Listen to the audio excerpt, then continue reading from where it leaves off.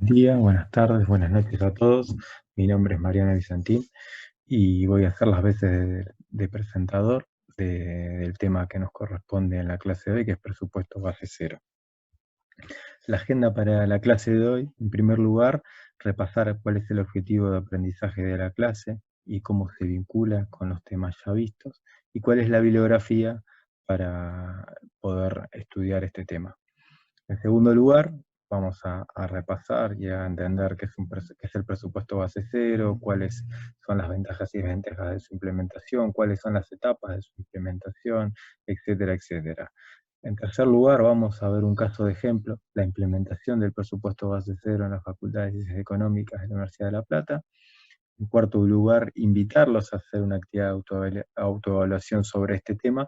Y por último, ofrecerle un medio de contacto para que puedan hacernos llegar todas las dudas y consultas que tengan sobre este tema o sobre cualquier otro tema de los ya vistos hasta el momento.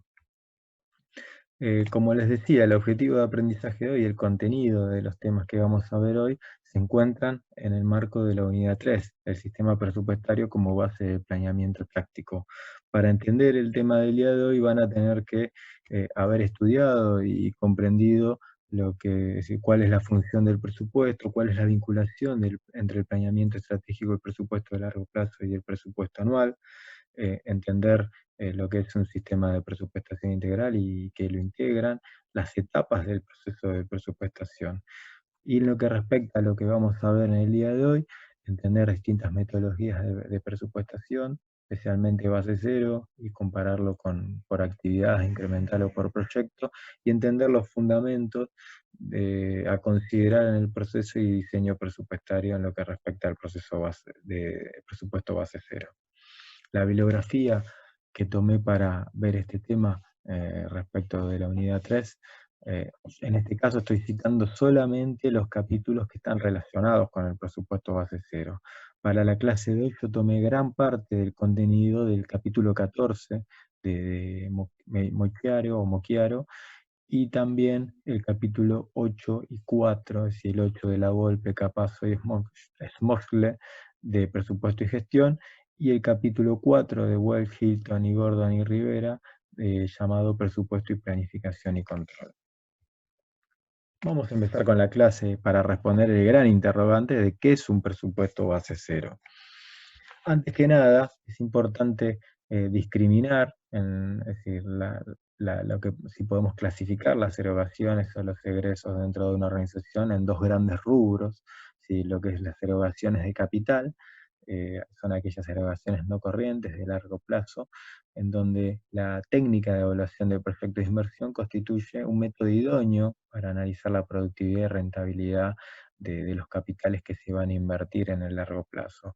Mientras que en lo que respecta al control de las erogaciones corrientes, es decir, podemos encontrar dos grandes clasificaciones también.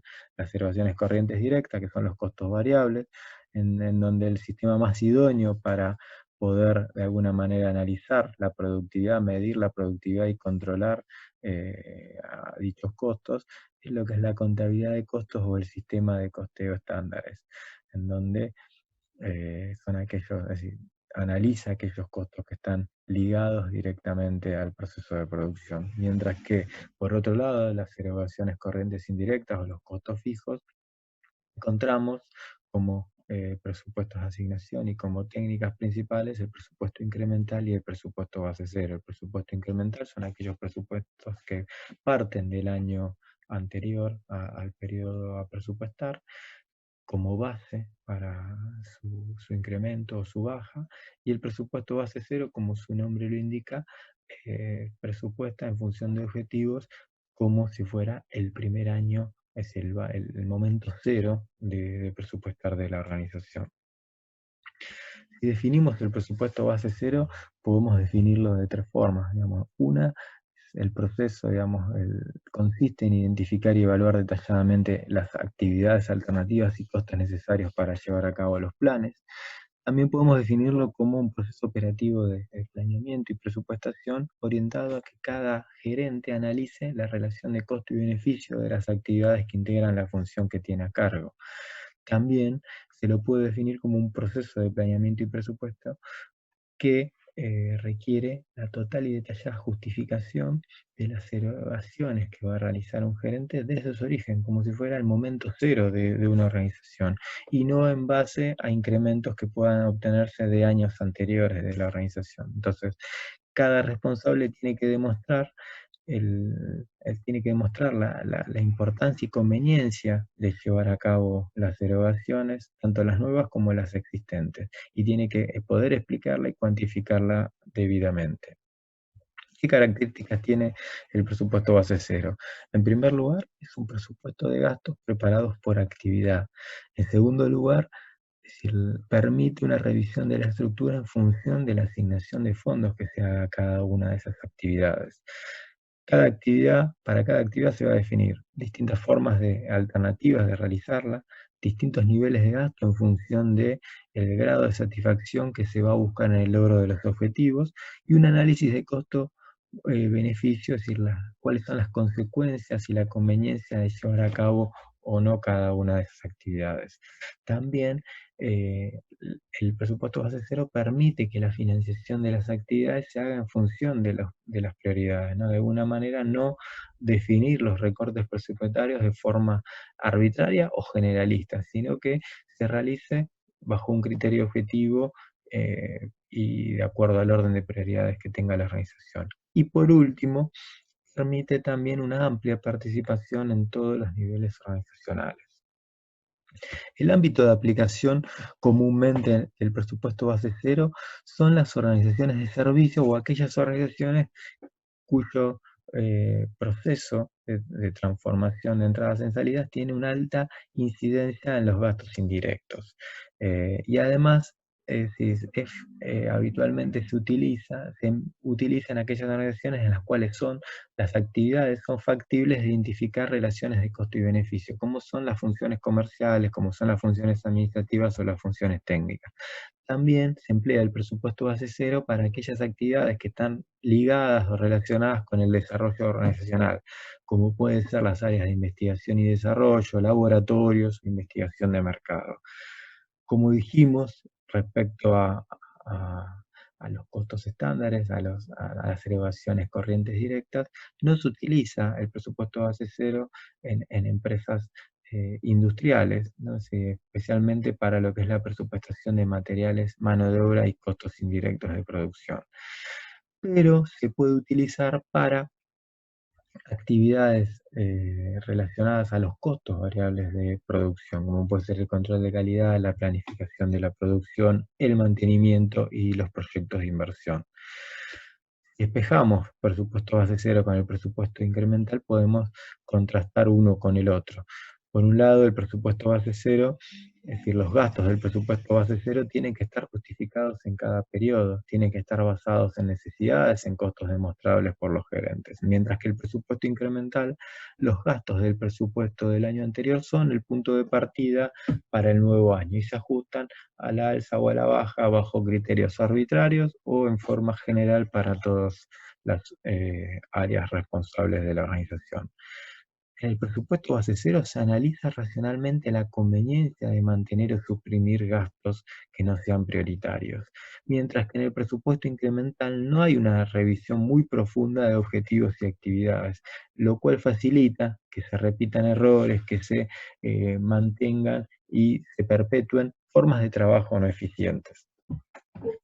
Por último, en el presupuesto base cero podemos decir que es una técnica que es más compleja y más costosa de implementar, especialmente en los primeros años, ¿no? Si su puesta en marcha involucra a gran parte de la organización, como por un lado es algo positivo, pero involucra, eso implica tiempo e implica formalismo necesarios para documentar todo el desarrollo del presupuesto base cero.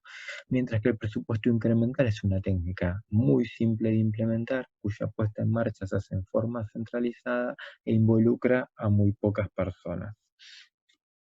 En las ventajas y desventajas del presupuesto base cero. Por un lado, el presupuesto base cero es un proceso que propicia la participación de todos los integrantes de la organización en sus múltiples niveles que se puedan existir. También facilita la diferenciación de las actividades por productividad, permite que los gerentes puedan eh, or- ordenar las actividades en función de aquellas productivas, de aquellas improductivas. Promueve procesos de cambio. Sí, promueve procesos de cambio en la organización y promueve también procesos de internalizaciones y cambios culturales por parte de los directivos respecto a cambiar o a clarificar objetivos, a establecer sistemas de planificación. También facilita la asignación de los recursos organizacionales en función de las prioridades. Como desventaja, el presupuesto base cero suele enfocarse en gastos funcionales en forma aislada, ¿no? Es decir, solamente va a buscar analizar la conveniencia de mantener o de suprimir gastos funcionales, pero no los gastos que puedan existir en forma cruzada entre funciones. Los primeros años del presupuesto base cero, como dijimos, es complejo, demanda tiempo, excesivo papeleo. También el presupuesto base cero puede presentar ciertas subjetividades en lo que respecta a esa justificación o conveniencia o análisis de costo y beneficio que tenga cada actividad que analicen las unidades de decisión, como así también los encargados de consolidar el presupuesto puedan tener ciertas subjetividades respecto a la jerarquización de los subpresupuestos que vayan integrando. Como todo proceso de cambio, el presupuesto base cero genera resistencia, genera conflictos, genera frustraciones internas entre las partes no beneficiadas en los procesos de consolidación y jerarquización. Vamos a repasar la metodología de aplicación y de implementación, la cual tiene 5 etapas secuenciales. En primer lugar, tenemos la etapa de establecimiento de premisas o supuestos en los que se basará la planificación. En esta etapa se encarga principalmente de establecer pautas o normas que van a guiar el planeamiento, ya sea en lo que respecta al plano macroeconómico y microeconómico de la organización, como así también en lo que respecta a identificar las restricciones que va a condicionar el proceso de planificación y presupuestación. Generalmente, en este primer punto, si la encargada de establecer las premisas es la Secretaría de Planificación o de Control o de Finanzas en su defecto, con, digamos, la alta gerencia, con el directorio de la organización. En segundo lugar, se identifican las unidades de decisión, es decir, entendiendo las unidades de decisión como es decir, aquellas unidades en las cuales se agrupan actividades con alguna particularidad común. Es decir, como decir, generalmente responden a los centros de costos que tiene la organización, como puede ser la gerencia de administración o la gerencia comercial. En tercer lugar, se hace un análisis de las unidades de decisión dentro de un paquete de decisión. ¿Esto qué quiere decir? Las unidades de decisión identificadas en la etapa anterior presentan su propuesta de presupuesto, presentan su paquete de decisión, y ese paquete de decisión es un documento que, además de cuantificar las actividades y de identificar los requerimientos que esas unidades de decisión van a demandar para el periodo presupuestario, identifican una serie de ítems, de set de información, como puede ser objetivos, consecuencias de no alcanzar esas actividades, cuáles van a ser las acciones a realizar. Documentan también el análisis de costo y beneficio que hicieron sobre cada una de las actividades y alternativas planteadas, y medidas de desempeño y cursos alternativos que van a considerar.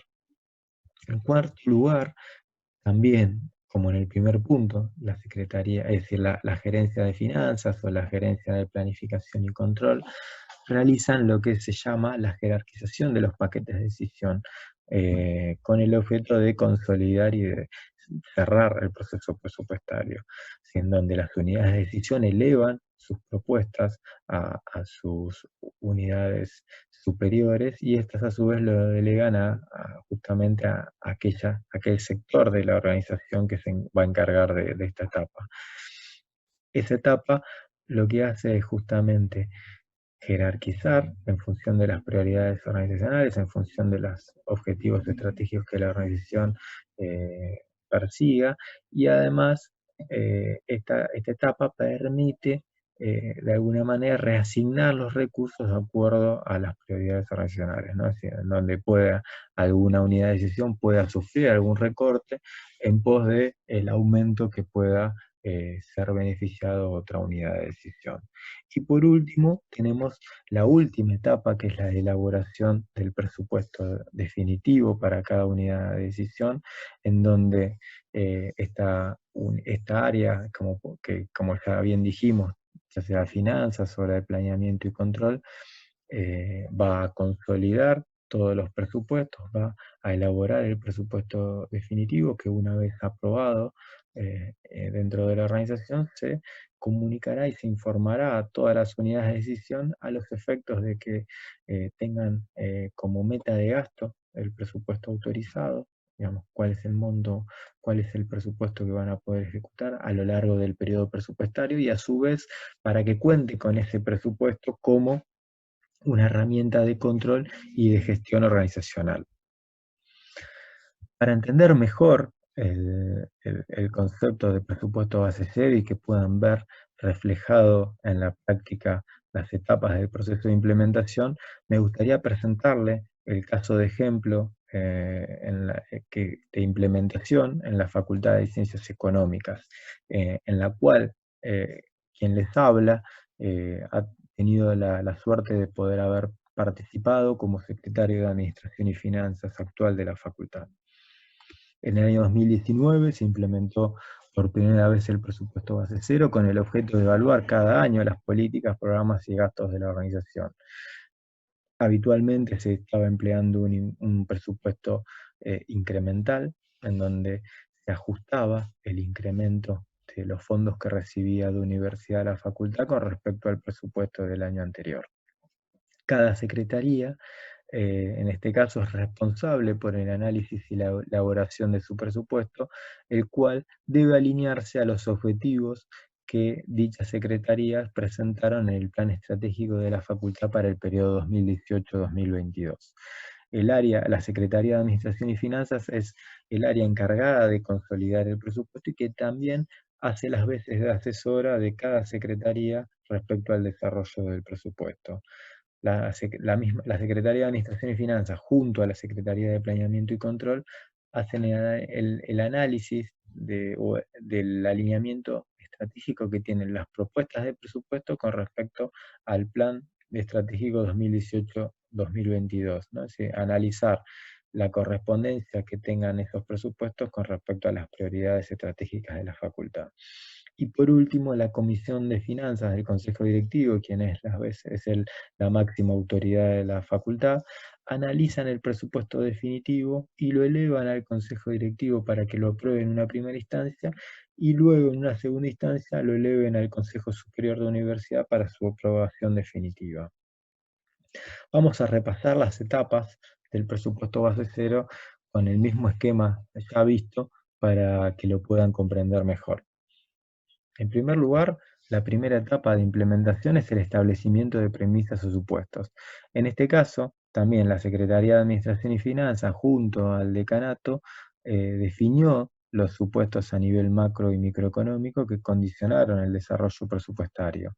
Para ello se ha considerado como las variables críticas, ¿no? Lo que es la inflación del año, el tipo de cambio, los aumentos de los servicios públicos y de los servicios básicos contratados por la facultad, los días de cuentas por cobrar de aquellos servicios que presta tercero a la facultad, y lo que es el aumento de las personas que trabajan en relación de dependencia, de los contratos y de las becas de personal temporario que tiene la facultad.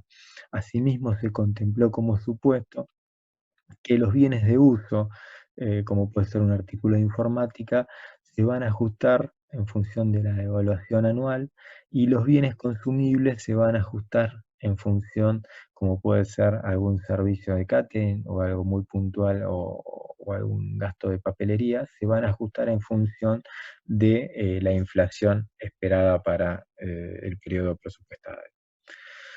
En segundo lugar, se identifican las unidades de decisión. En este caso, se definieron las unidades de decisión a todas las secretarías de la Facultad de Ciencias Económicas, Acá por ahí no van a ver en gran detalle en el gráfico. A la derecha está el organigrama de la facultad y están en rojo marcado todas las secretarías que tiene la facultad, las cuales ya funcionan como centro de costos en el plan de cuentas del sistema contable de la facultad.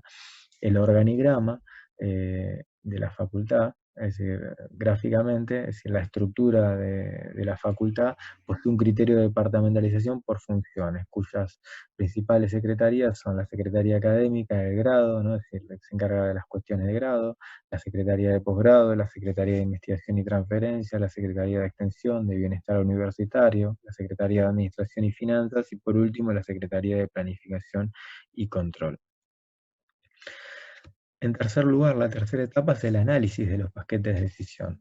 En este caso, cada unidad de decisión, es decir, cada secretaría es la responsable de coordinar y consolidar su presupuesto con las unidades de decisión de las cuales, que de ellas dependen. Por ejemplo, el Departamento de Ciencias Administrativas le eleva a la Secretaría Académica su presupuesto para su revisión y aprobación. Por lo tanto, cada secretaría, luego de consolidar los presupuestos de cada subunidad, eleva la propuesta de la Secretaría a la Secretaría de Administración y Finanzas, quien se encarga de alguna manera, consolidar todos los presupuestos de cada secretaría.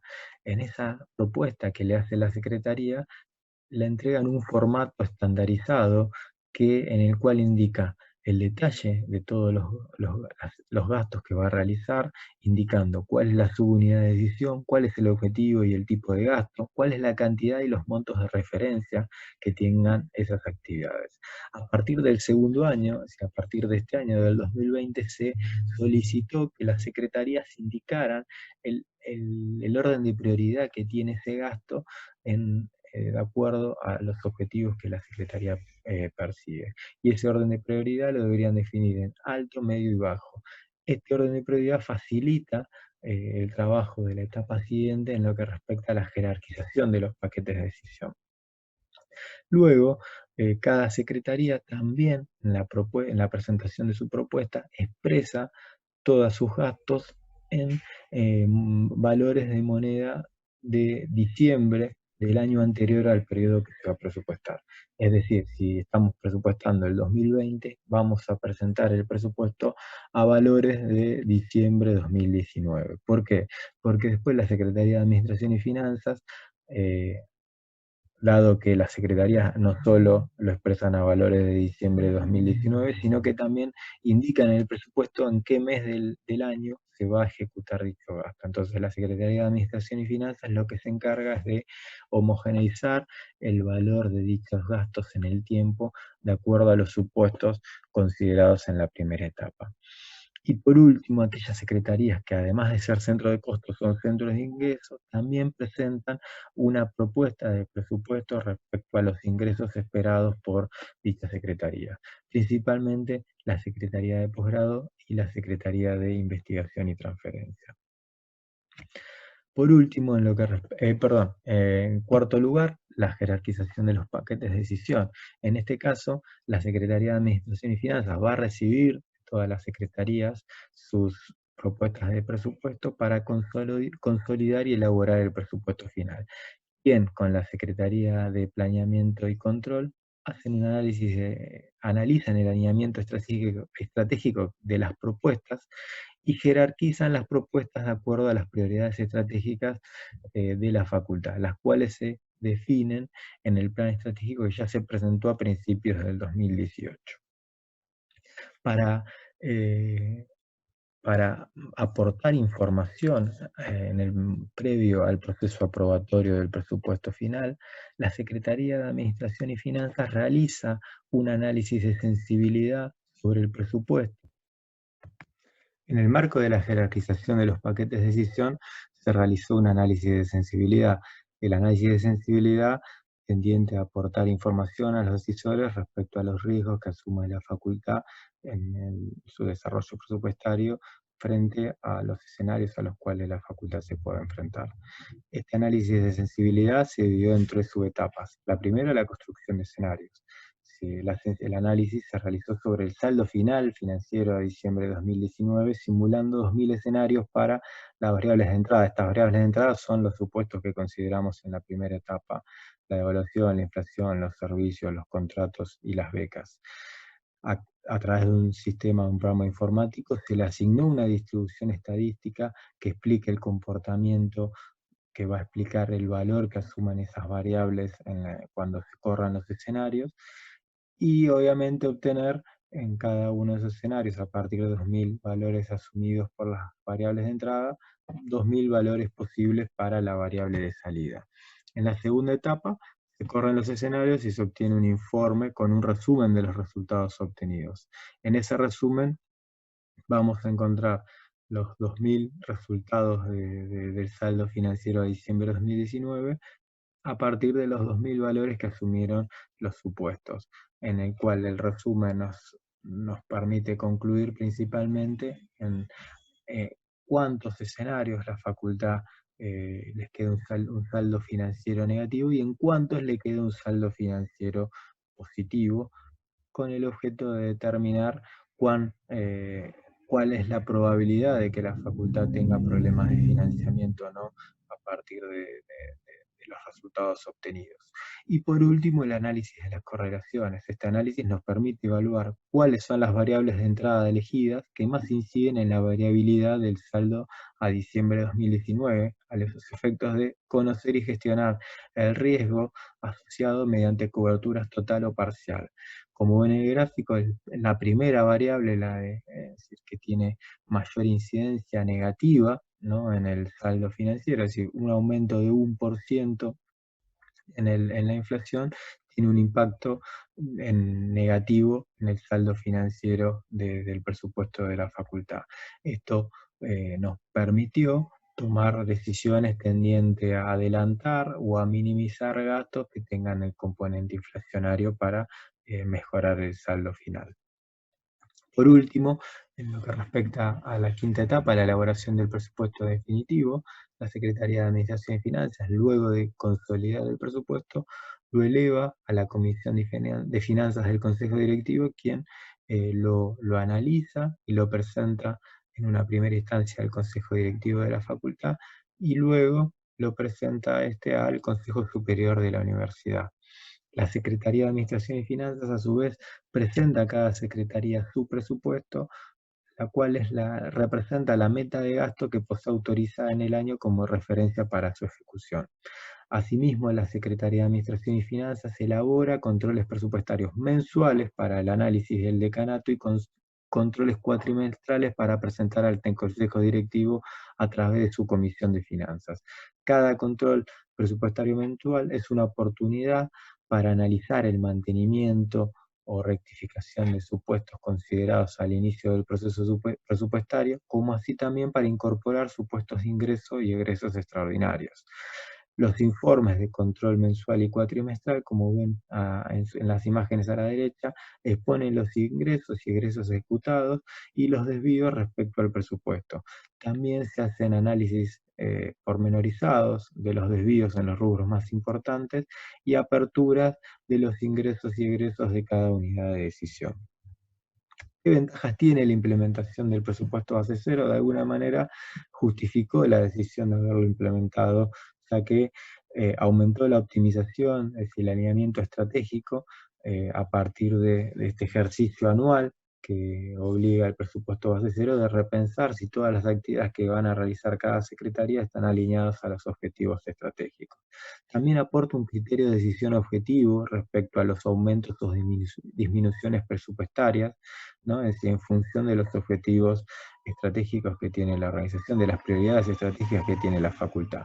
Aumenta la eficiencia a partir de, es decir, en el cual todas las secretarías toman decisiones, es decir, planifican mejor, es decir, aumenta la planificación que tienen las secretarías respecto a sus actividades, toman conocimiento de las actividades que van a realizar, en cuándo la van a realizar, y obviamente permite programar mejor y organizar mejor dichas actividades.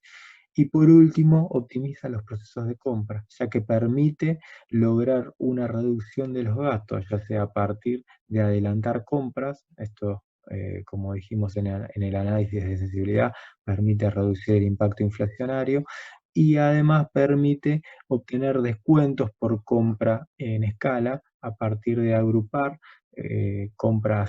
realizar compras en conjunto a partir de las necesidades en común que puedan tener las distintas secretarías. Para finalizar, ¿cómo seguimos con respecto a este tema? Se abrió un espacio, una actividad de autoevaluación en A24 para que puedan poner a prueba los conocimientos que adquirieron a partir de la lectura de la bibliografía recomendada y de lo visto en esta clase virtual. Por último, los invito a la dirección de correo que ven en pantalla a que nos manden todas las preguntas, dudas y consultas que tengan respecto a este tema. Desde ya, muchas gracias.